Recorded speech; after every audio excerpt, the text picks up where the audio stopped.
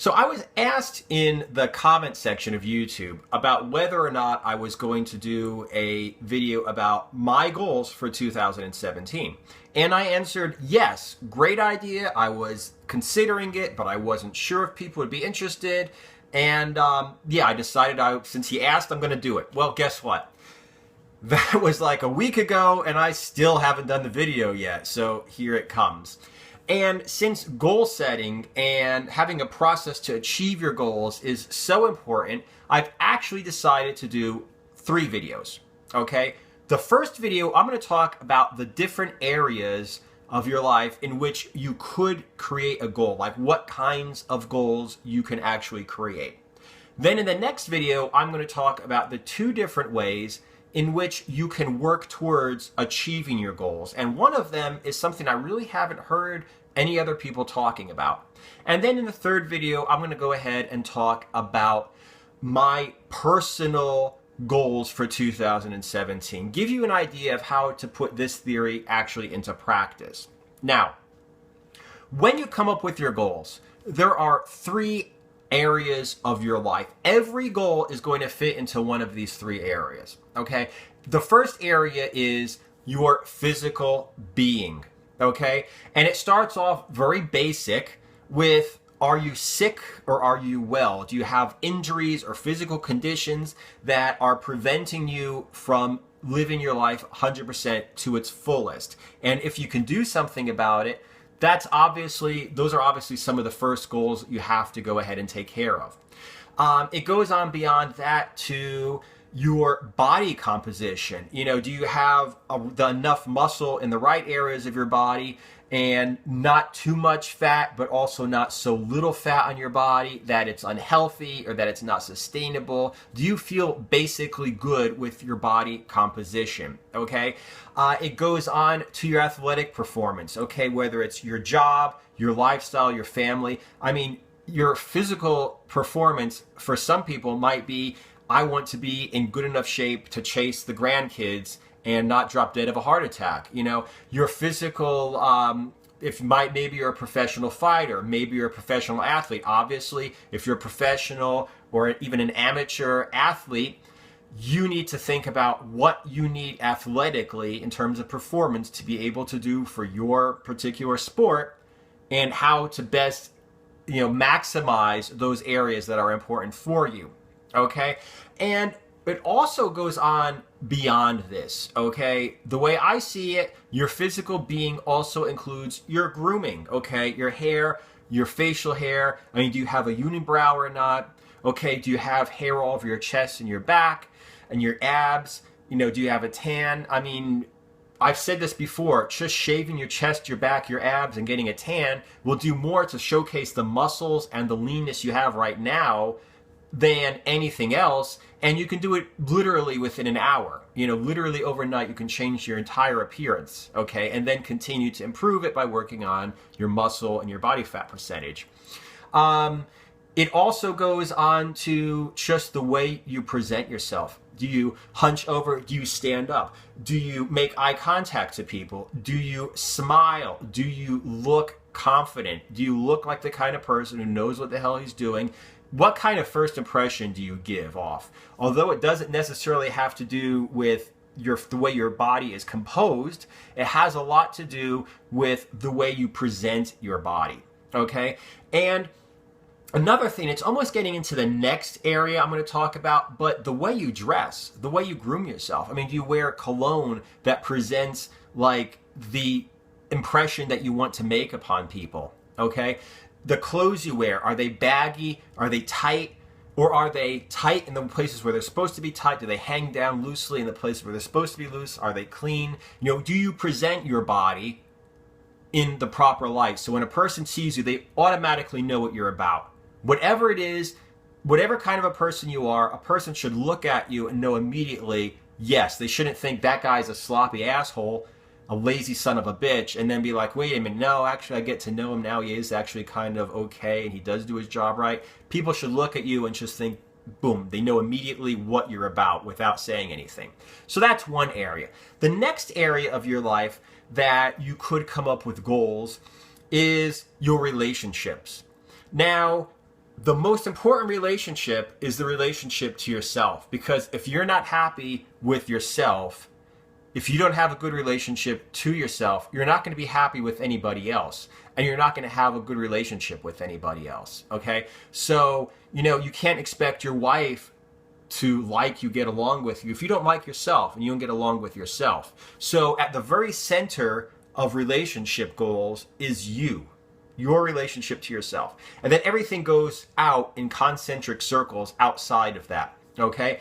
After your relationship with yourself, it's like, do you have a relationship with your spouse, your girlfriend?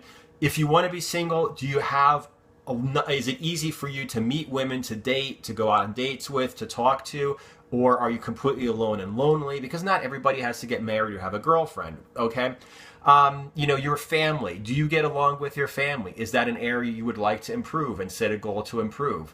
And of course, your people you work with. Do you have a good relationship at work with the people you work with? And just society in general. I mean, there are millions and billions of people on the world, and you're not going to meet most of them ever. But what's your relationship with the rest of the people in the world? I mean, do you feel like you are actually a productive part of society, like you're doing your best to keep up your relationship with the world and making it a better place and not making it a worse place? Okay, so those are different areas that you can go ahead and set goals for your relationships. And then the next one is material goals. Okay, do you have the money you want? Do you have the things you want? Okay, the house you want. Do you go on the vacations you want? Do you have the job you want? And there are a million different ways to look at this. And a lot of people screw this up because they do not have a good relationship with themselves. For instance, do you really want to make $500,000 a year killing yourself? Your kids don't know you. Your wife is screwing around on you. You have no time to enjoy yourself, no time to spend your money. Maybe your wife is spending $499,000 of the $500,000, so you've been working your ass off, making $500,000 a year, and you still don't have anything to show for it, okay? You need to figure out, maybe it makes more sense to get a job making $100,000, $200,000 a year, which is more than enough for you to be happy with your family and actually see your family, okay, and actually enjoy your life. So you might be richer by making less, but maybe somebody's put it into your head, okay, and you have like a bad relationship to yourself, so I have to work my ass off. I have to earn this much money, okay, and it might not be necessary.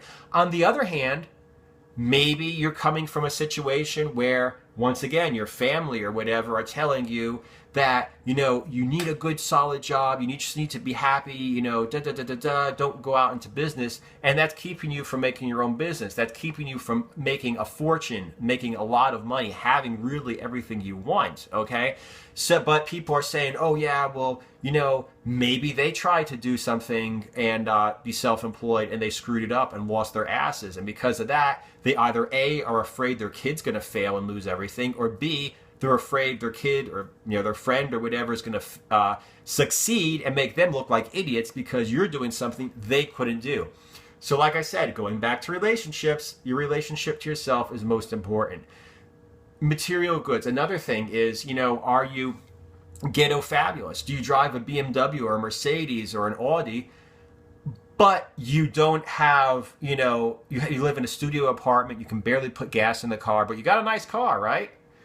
Or, on the other hand, are you living in a studio apartment, you've got, almost $1 million in the bank, hundreds of thousands of dollars in the bank, but you live in a studio apartment, you eat like off the dollar menu from Burger King once a day, you use the toilet once every 2 days because, you don't want to waste money on toilet paper, where you have a whole pile of money, but you're not spending any of it. So you want to find something in the middle, okay? Something where you're working, doing something you like, enjoying your life, enjoying your work, and getting paid well for it because you produce a lot of quality product or service for people.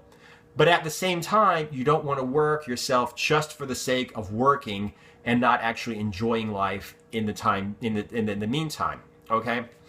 Now, sometimes people will hear me say this and they'll say, well, what about spirituality? Okay, I could tell somebody's fake Okay, whether they're religious, philosophical, whether they're spiritual or whatever. I could tell if somebody's fake if they ask that question, because the way I see it, and I am not a religious person, and I'm not even really much of a spiritual person. Spirituality should be a part of everything you do.